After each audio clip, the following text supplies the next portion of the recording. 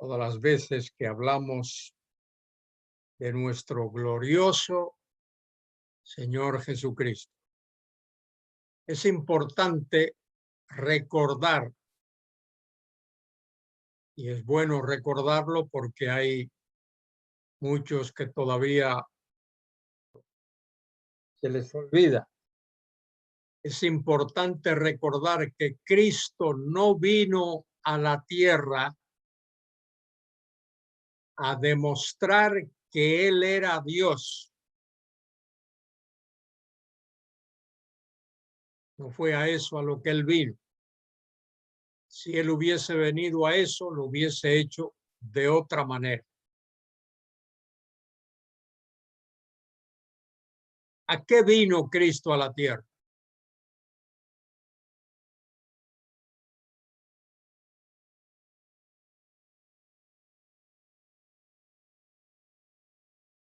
¿Alguien me puede decir? ¿Algún hermano o alguna hermana? ¿A qué vino? No vino, ya os lo he dicho, no vino a demostrar que Él era Dios. Entonces, ¿a qué vino?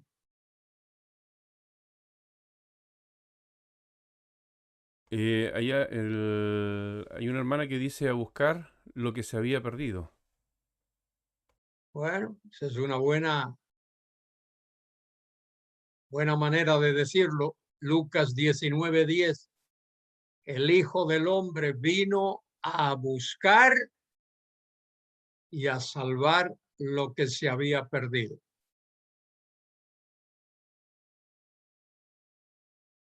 Vino a dar a conocer al Padre. Muy bien. También. Muy bien. Él vino a demostrar que era el Rey Mesías prometido en las Escrituras del Antiguo Testamento. Él vino a demostrar que Él es el Rey Mesías prometido en las Escrituras del Antiguo Testamento. Y en el Evangelio de Juan, el Señor realiza 7 milagros y hace 7 declaraciones o afirmaciones con miras a demostrar que Él es el Rey Mesías prometido en las Escrituras del Antiguo Testamento. ¿Cuáles son esos milagros que Cristo hizo? ¿Alguien se recuerda de esos 7 milagros que Cristo hizo? Dicen, convirtió el agua en vino. Muy bien, ese es uno. Ese es el primero. ¿Dónde se menciona eso?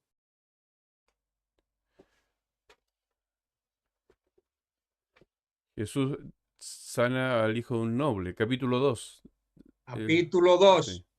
Y el segundo milagro, Él dice que sanó al hijo de un noble, ¿sí? noble.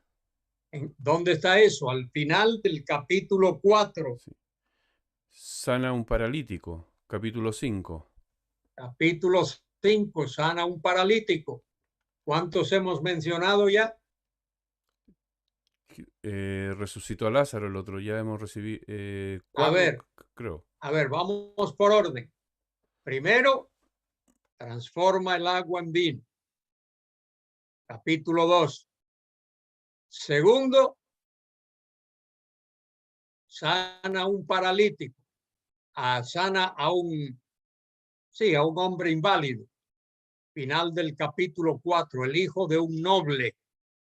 Sana al hijo de un noble. Capítulo 4. Capítulo 5. El tercero, sana a un paralítico. En el capítulo 6 tenemos 2 de sus milagros. ¿Cuáles son?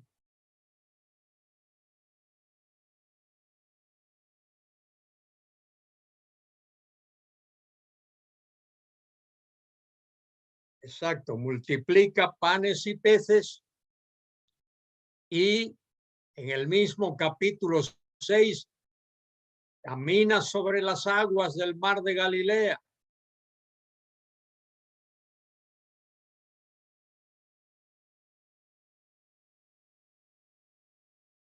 No, antes de eso hay otro.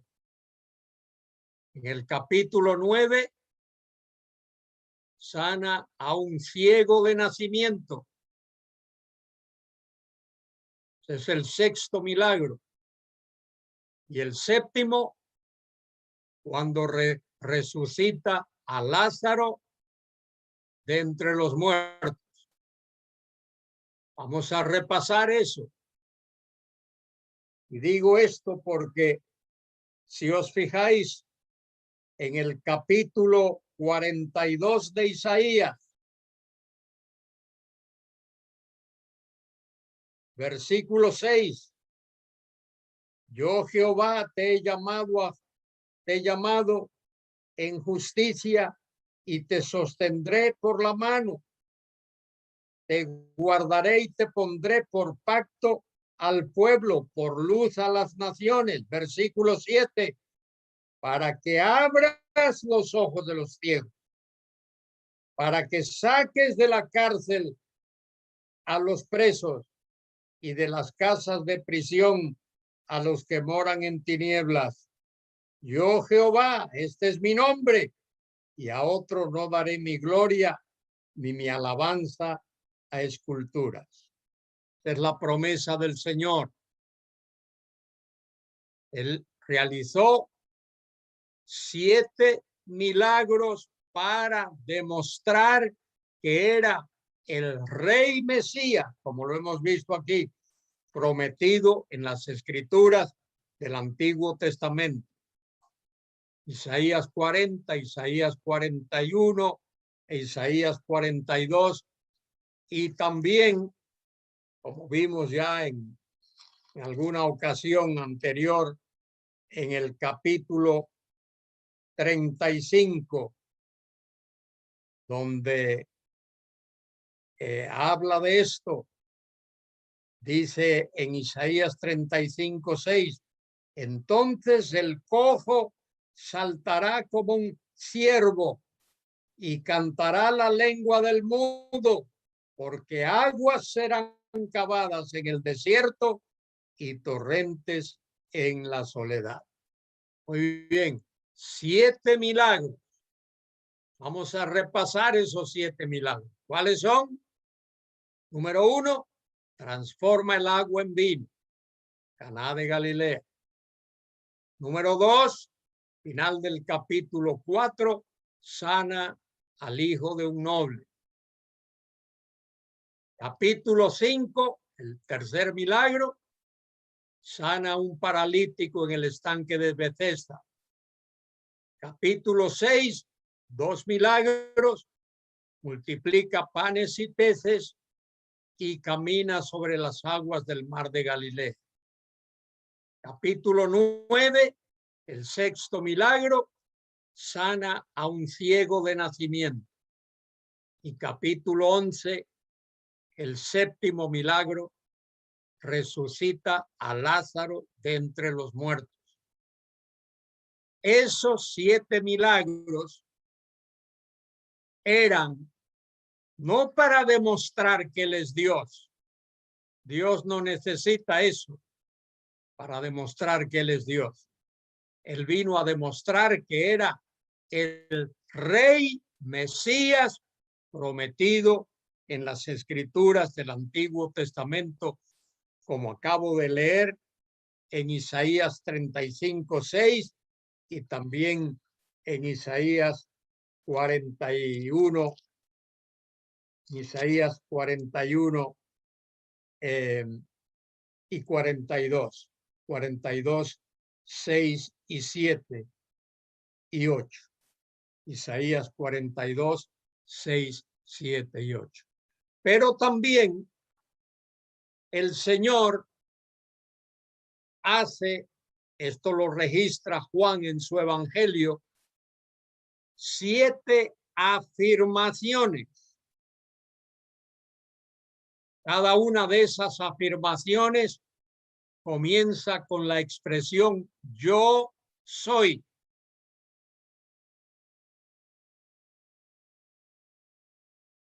Ego eimi. ¿Cuáles son esas 7 afirmaciones?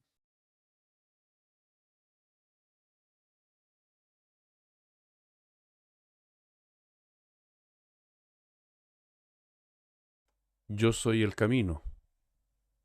Eso está en Juan 14, Sí. 6, pero vamos más adelante. ¿A cuál?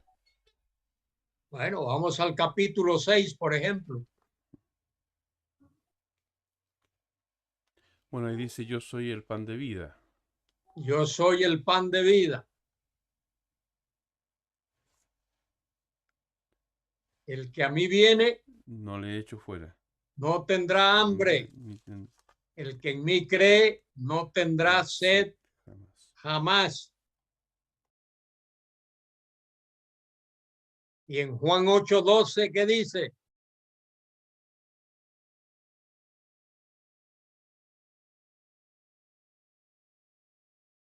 Yo soy la luz del mundo. Y en Juan 10:9, ¿qué dice?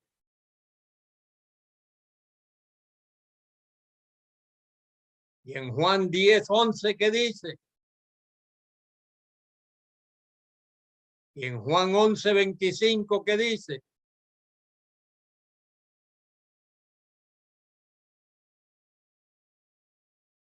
Y en Juan 14:6, ¿qué dice?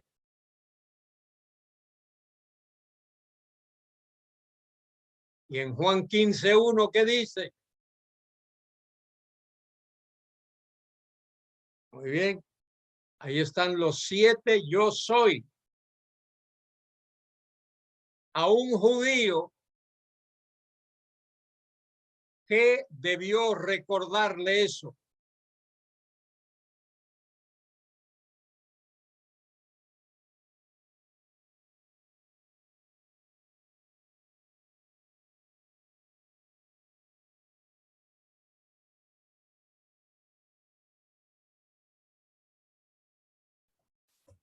Buenos días. Sí, le recordaba al Dios, a Dios en el Éxodo, cuando dijo yo soy, bueno, él decía yo soy. ¿Qué le dijo el Señor a Moisés en el monte Horeb, allí en el desierto, cuando Moisés le preguntó, ¿cómo te llamas? ¿Cuál es tu nombre? ¿Qué le dijo? Yo soy, y yo soy es Yahvé o Jehová.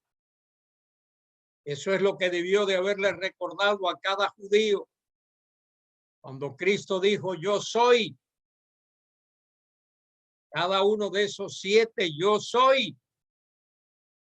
debió de recordarle al judío esos pasajes del Antiguo Testamento. Me parece, queridos hermanos, que tenemos que leer más nuestras Biblias y leerlas mejor.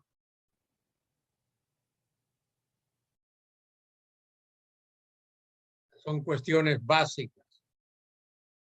Muy bien. Fíjese en esto. A pesar de lo que Cristo dijo, todos esos yo soy, yo soy, yo soy. Y a pesar de lo que Cristo hizo, esas 7 señales, hubo otras. Él echó fuera demonios, sanó leprosos, tal como lo dice Isaías 35. A pesar de todo eso, ¿qué hizo el pueblo de Israel con su Mesías?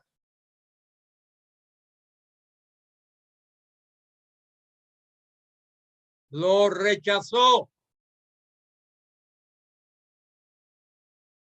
Jesús vino como el Mesías de Israel.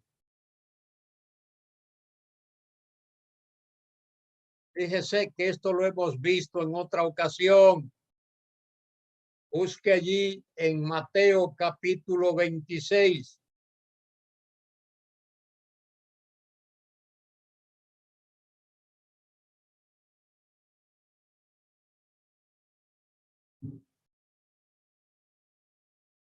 Mateo 26. Cuando Jesús es arrestado y es llevado delante de Caifás. Llevar a Jesús delante de Caifás, eso equivaldría hoy a llevar a alguien delante del Tribunal Supremo de Justicia. Mire lo que dice en Isaías, en Mateo 26, 62. Sí, 62. Alguien que lea ahí.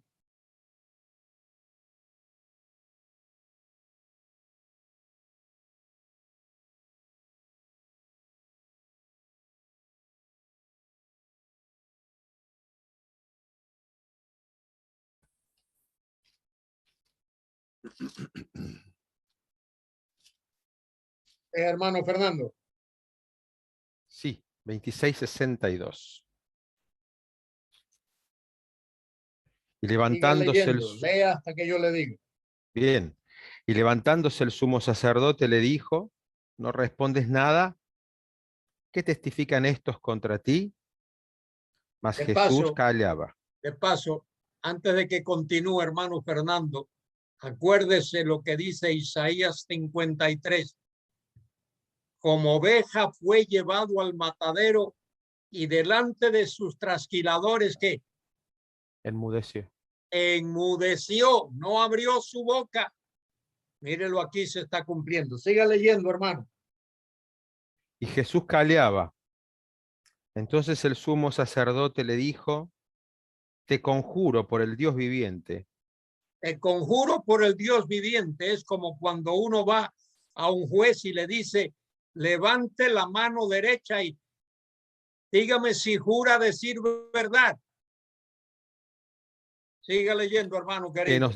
Que nos digas si eres tú el Cristo, el Hijo de Dios. Fíjese bien en eso. El Cristo con artículo equivale a decir el Hijo de Dios, que equivale a decir Dios.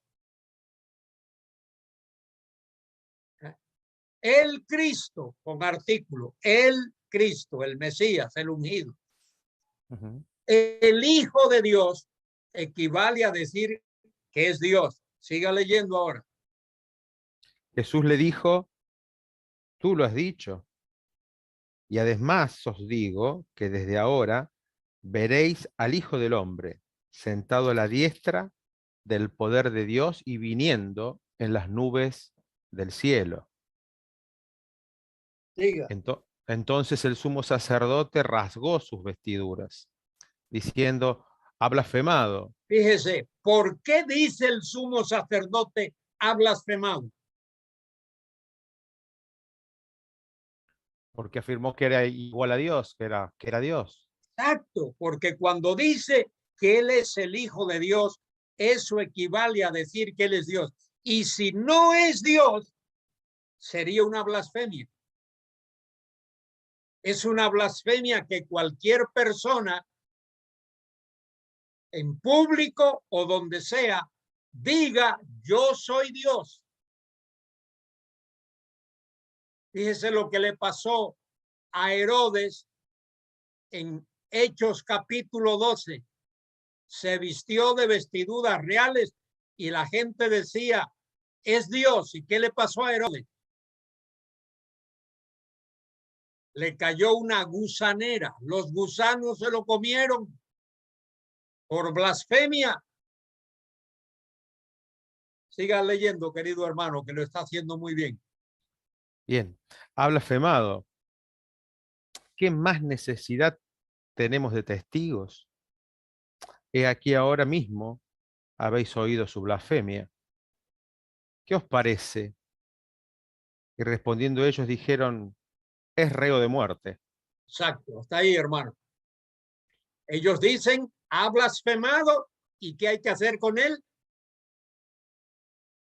Matarlo. Matarlo, porque si él no es Dios y dice que es Dios, eso equivale a blasfemia y equivale a que hay que matarlo. Pero era todo lo contrario, fíjese. Ese que está allí es Dios, Dios encarnado, es Dios el Hijo, es el Mesías. Y según el Antiguo Testamento y según la literatura judía, el Mesías tenía que ser divino, tenía que ser Dios. No podía ser solo humano. Fíjese qué tremendo eso, ¿eh? Muy bien, gracias mi querido hermano, gracias. Entonces, el Mesías es rechazado, su testimonio es rechazado, todo lo que él dijo es rechazado. La nación de Israel rechaza a su Mesías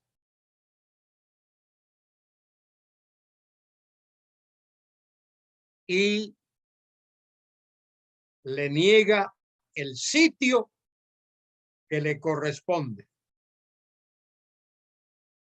Después de eso, el Señor Jesucristo es crucificado. Muere en la cruz. Muere en la cruz. Y de eso quiero hablar un momentito. De la muerte de Cristo. La muerte de Cristo,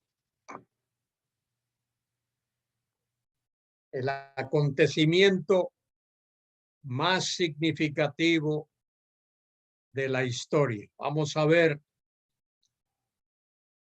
qué quiere decir eso de que Cristo murió por nuestros pecados.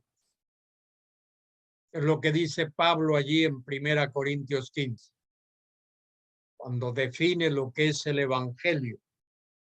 El Evangelio es que Cristo murió por nuestros pecados, conforme a las Escrituras, que fue sepultado y que resucitó al tercer día, conforme a las Escrituras. En primer lugar, la muerte de Cristo es una sustitución.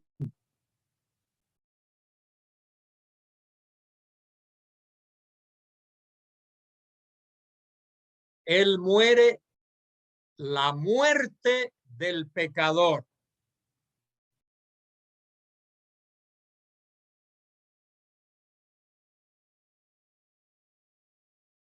Ese es el énfasis que encontramos en el Nuevo Testamento. A eso se le llama la muerte vicaria de Cristo. De paso, cada vez que uses una palabra rara, asegúrate que puedes definirla. Si no, no la uses. Cuando tú subes al púlpito, a la plataforma, y hablas de la muerte vicaria de Cristo, ¿Cuántos crees que te entienden si usas la palabra vicaria?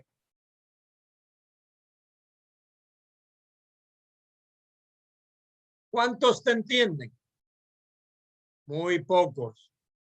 Entonces hay que decir, no hay que dejar de usar la palabra vicaria, pero hay que decir, eso significa que Cristo murió en lugar de pecadores.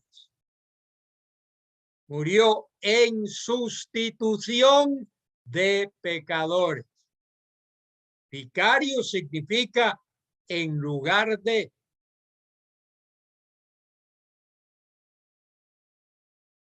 Entonces, no dejes de usar la palabra vicario, pero explica.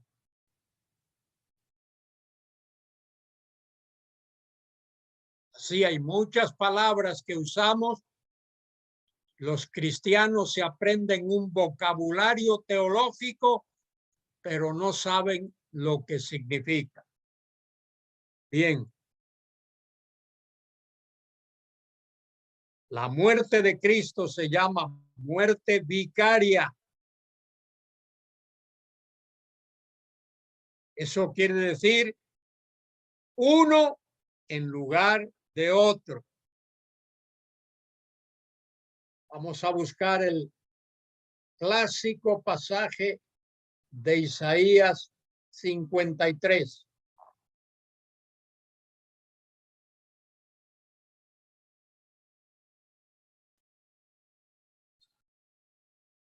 Isaías 53.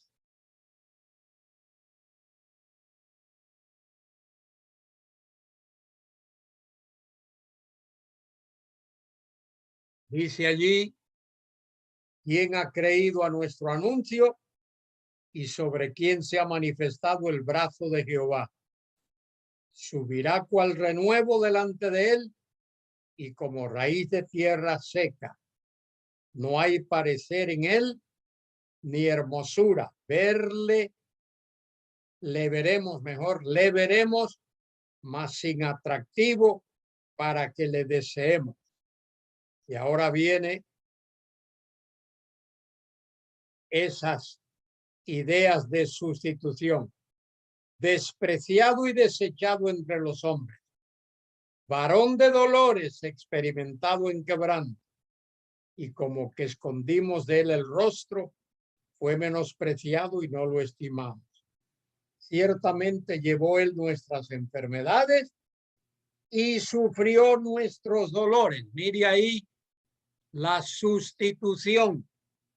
Ciertamente llevó él nuestras enfermedades, no las suyas, las nuestras. Y sufrió nuestros dolores, no los suyos, sino los nuestros. Y le tuvimos por azotado, por herido de Dios y abatido. Ahora observe el versículo 5. Mas el herido fue por.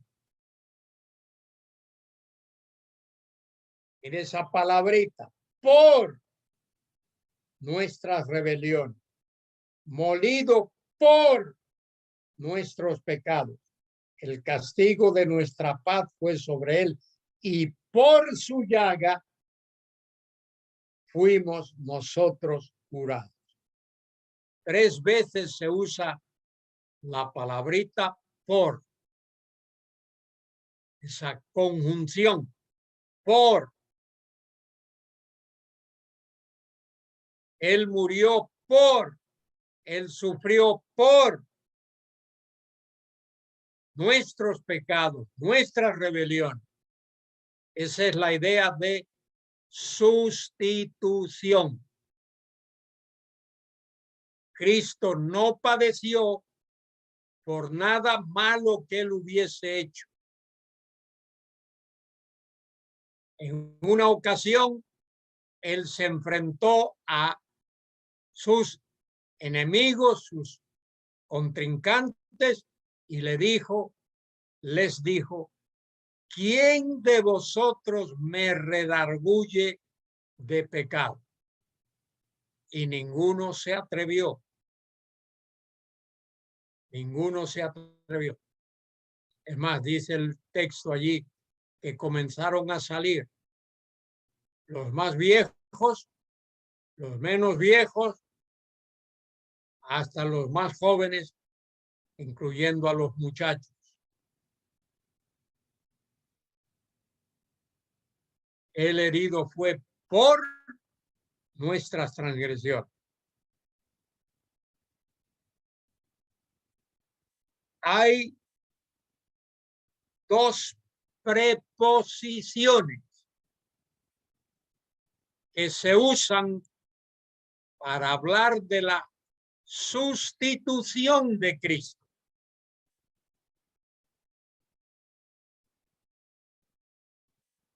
La primera es la preposición anti, A-N-T-I.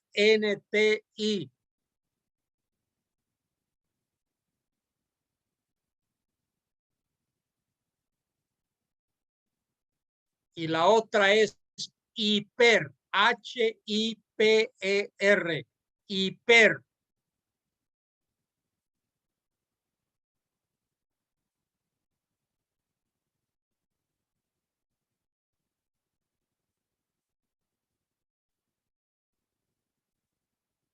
Vamos a buscar algunos textos donde podemos ver esto.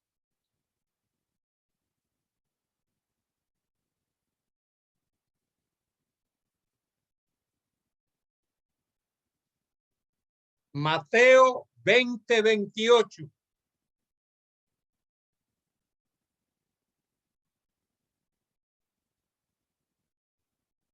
A ver, ¿quién me ayuda leyendo ese versículo?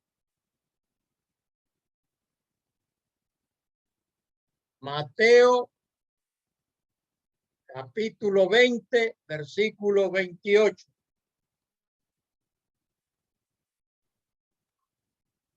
Yo se lo leo.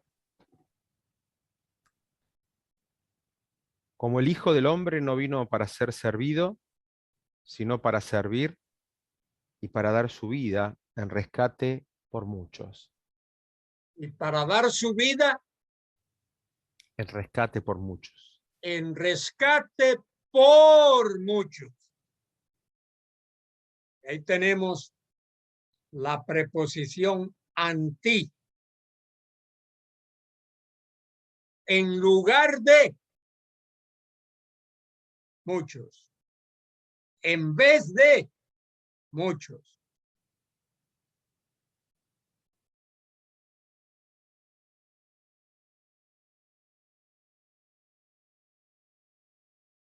Lo mismo dice Marcos 10:45.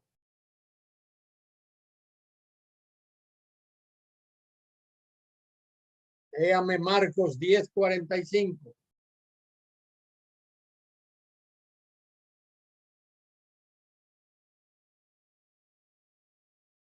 Porque el Hijo del Hombre no vino para ser servido, sino para servir y para dar su vida en rescate por muchos.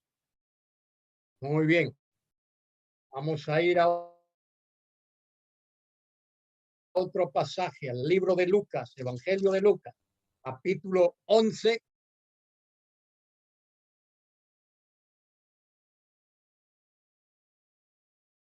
Versículo 11.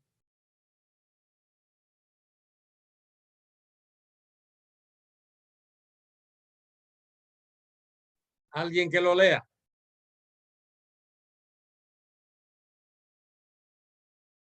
¿Qué padre de vosotros, si su hijo le pide pan, le dará una piedra? ¿O si pescado, en lugar de pescado, le dará una serpiente? Muy bien. ¿Dónde está la sustitución ahí? En lugar de. En lugar de. ¿Qué padre si el hijo le pide un pescado, en lugar del pescado le da una serpiente? No concebimos que haya un padre que haga eso. Bueno, ahí está la palabrita.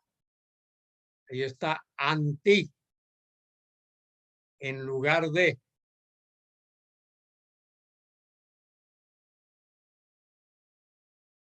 La otra preposición que se usa es hiper. Hiper. Vamos a ver cómo se usa esa preposición. Primera Timoteo 2:6.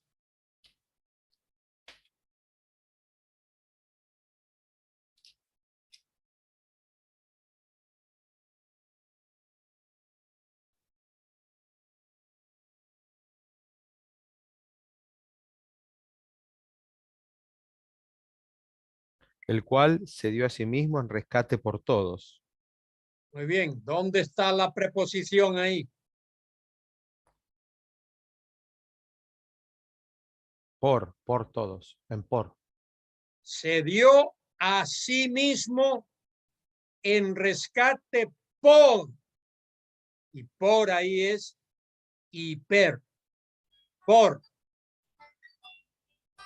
Primera Timoteo 2:6. Se dio a sí mismo en rescate por, en lugar Todos. de todos. Otro ejemplo, Gálatas 3:13.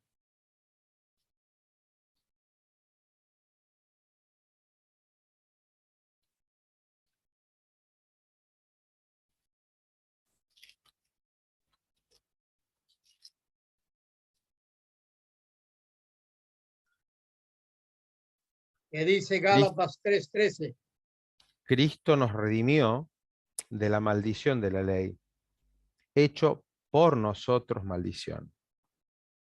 Porque está escrito, maldito todo el que es colgado en un madero. Muy bien, ¿dónde está la preposición ahí? Por nosotros. Hecho por nosotros por maldición. nosotros, en lugar de nosotros.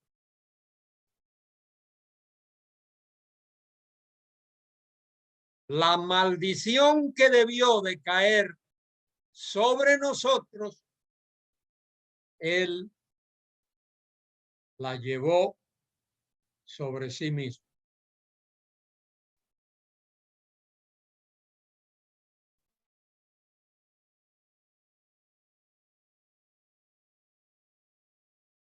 Tremenda la obra de Cristo en la cruz.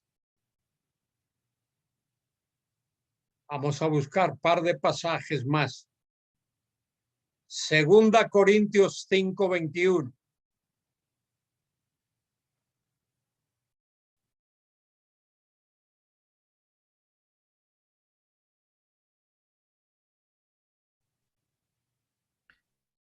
¿Quién quiere leer el texto?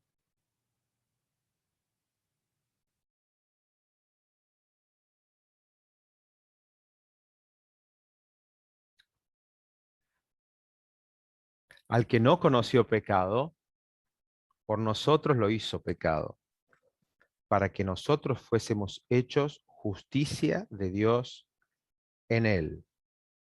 Muy bien, explíqueme ese versículo, querido hermano Fernando.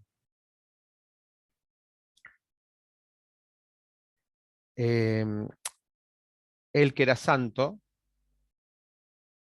¿sí?, cargó el pecado de cada uno de nosotros, lo hizo por nosotros. Creo que allí está la Fíjese palabrita, lo que ¿no? el versículo dice. Al que no conoció pecado. Y si no estoy equivocado ahí, ese conocer es conocer por experiencia, a ver si es verdad. Segunda Corintios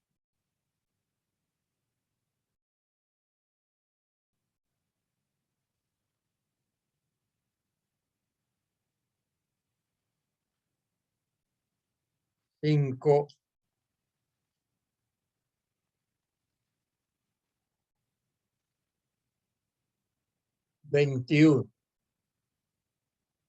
Al que no conoció por experiencia, pecado.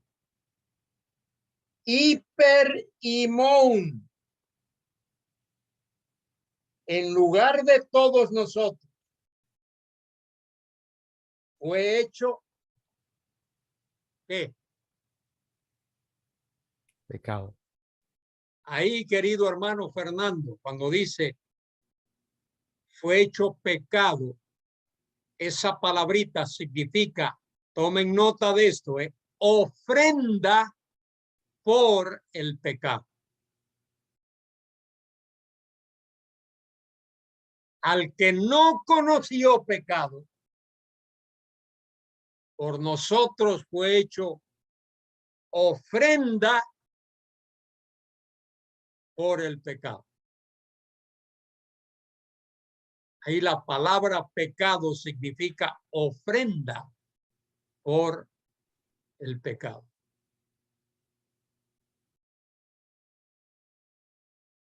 Mire lo que Dios hizo cuando ofreció a su Hijo para morir por nosotros. Él lo hizo ofrenda por el pecado.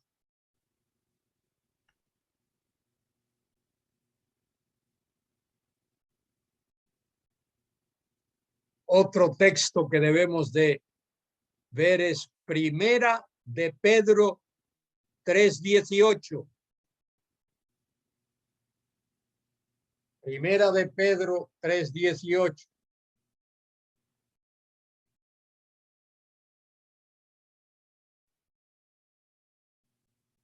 Porque también Cristo padeció una sola vez por los pecados, el justo por los injustos, para llevarnos a Dios, siendo la verdad muerto en la carne, pero vivificado en espíritu. Muy bien.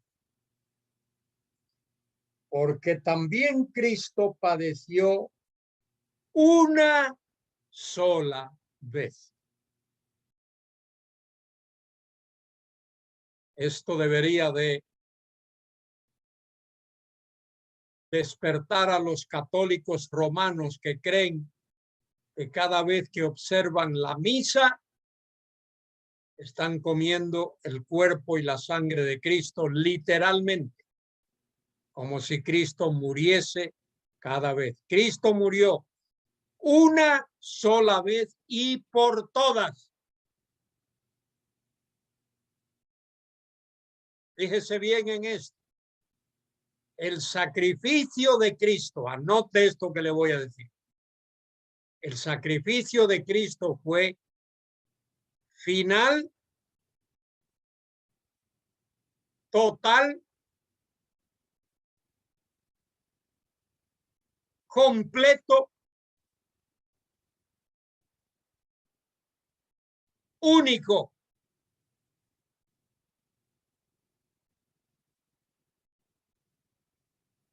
Eso es lo que nos dice el autor a los hebreos. Ya no necesitamos más sacrificios. Dice allí en el capítulo 7 de Hebreos, versículo 25.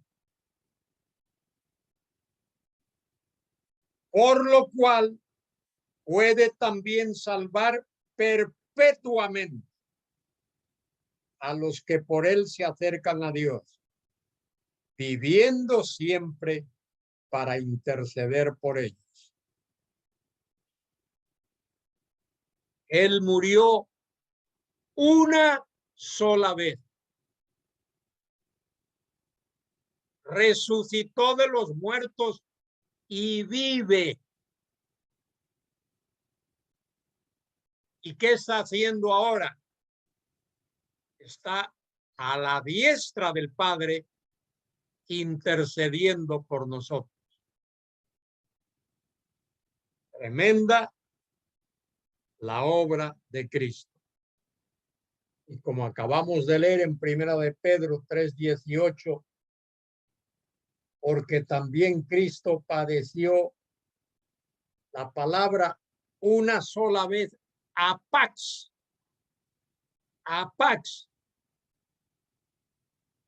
creo que es con H-A-P-A-X, apax, una sola vez por los pecados. El justo por los injustos, para llevarnos a Dios, siendo a la verdad muerto en la carne. Él literalmente murió en la cruz.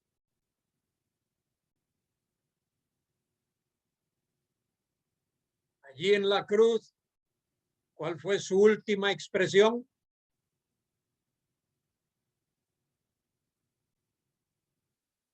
Consumado es, una sola palabrita en el griego. Tetelestai. Tetelestai. Tal como suena. Tetelestai. Es un verbo en la voz pasiva, tiempo perfecto, que significa literalmente, fíjese lo que ese verbo significa. Deuda saldada. Cuando alguien compraba algo a crédito o cuando compraba algo y lo pagaba, se le daba un recibo y encima se le ponía con letras bien legibles, tetelestai, deuda saldada. Nada se debe, todo se ha pagado. Y eso fue lo que Cristo hizo por nosotros. Él pagó nuestra deuda. Esta doctrina es importante porque las exigencias justas del Dios Santo se cumplieron totalmente, perfectamente, cuando Cristo pagó nuestra deuda en la cruz. Ahora fíjese bien.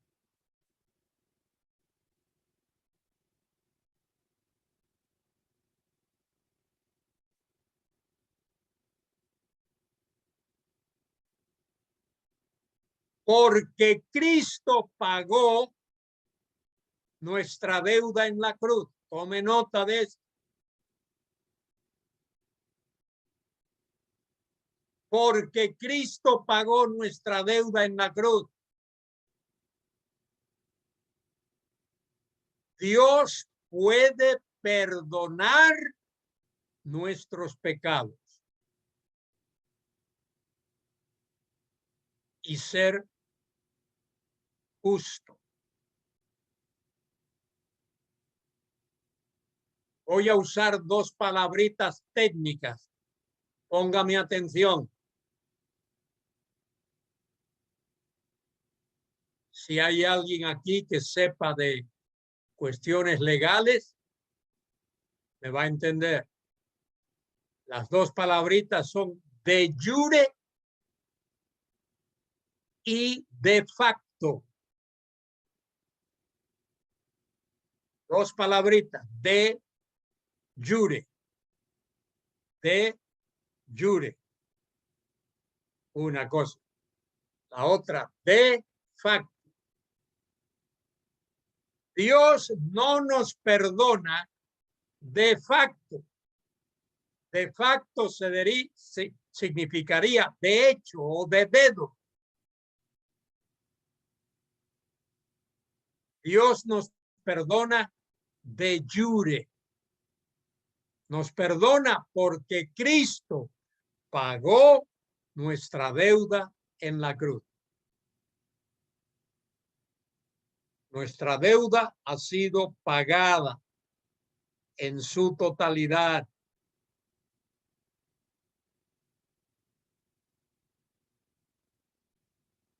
Cristo las pagó.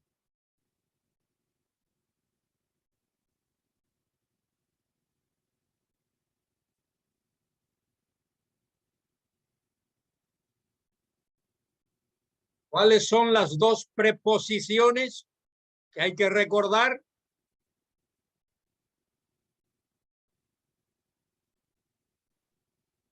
Anti e hiper. ¿Cuáles son? No oigo. Anti, Anti, perdón, que significa en lugar de. en lugar de. Cristo murió anti, en lugar de nuestros pecados. Él ocupó nuestro lugar. Cuando prediques el evangelio, recuérdale a tus oyentes que Cristo pagó su deuda, que no hay nada que nosotros podamos ofrecer. Cristo ocupó nuestro lugar. ¿Y cuál es la otra preposición?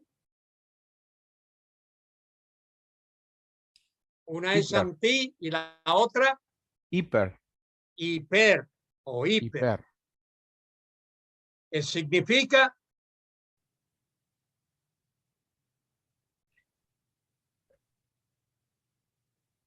En lugar de. sí, significa en vez de, En vez de. en vez de. Bien. Cristo nos redimió de la maldición de la ley, hecho por hiper, hecho por nosotros maldición. Cuando murió en la cruz, en aquella cruz romana, Jesús lo hizo como sustituto por toda la humanidad.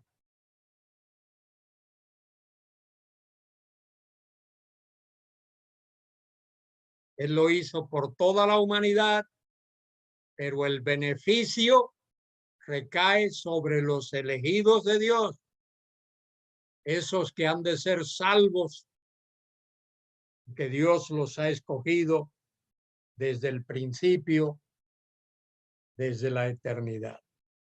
Muy bien, ¿alguna pregunta? Sí, hermanos, hay dos preguntas, a pesar que una, yo no sé si el hermano Ariel, que hizo una pregunta, fue respondida en este rato, porque él tenía la duda entre la diferencia entre anti e hiper. No sé si le Sí, fue respondida. ya dije la diferencia. Ya. Se refieren a la misma cosa, aunque tienen dos proyecciones. Anti en lugar de y la otra palabrita hiper en sustitución de, similar a anti, también en lugar de. Cristo nos redimió de la maldición de la ley, hecho por nosotros. Maldición.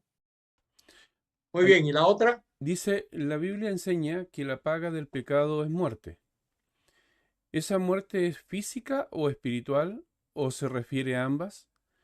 Y si es espiritual, ¿por qué Cristo solo experimentó muerte física por el hombre o por hombre? Bueno, ¿quién dice que Cristo experimentó solo muerte física? Él en la cruz dijo, Dios mío, ¿por qué me has desamparado?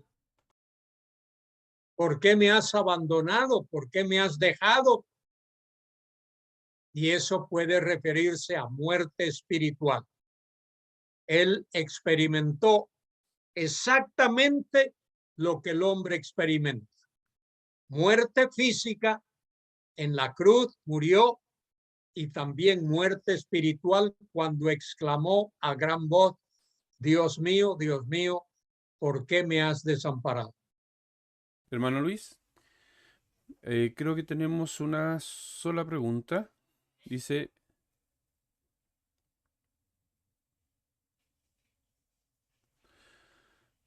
hay una pregunta, ¿me escucha? Habilite su micrófono, por favor. Creo que es un tema a veces controversial en algunos, Y dicen, si el Señor Jesucristo, cuando murió en la cruz del Calvario, Él llevó el pecado de toda la humanidad o de algunos.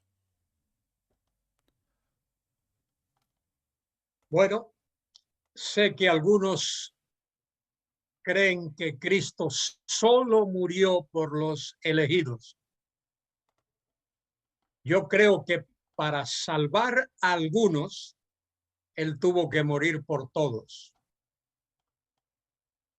Por eso dice Pablo en 1 Corintios 15, y por todos murió, para que los que viven ya no vivan para sí, sino para aquel que murió y resucitó por ellos. De manera que personalmente creo que Él murió por todos, Él pagó la deuda total, pero solo se beneficia o se benefician de ella esos que el Señor ha escogido para salvación.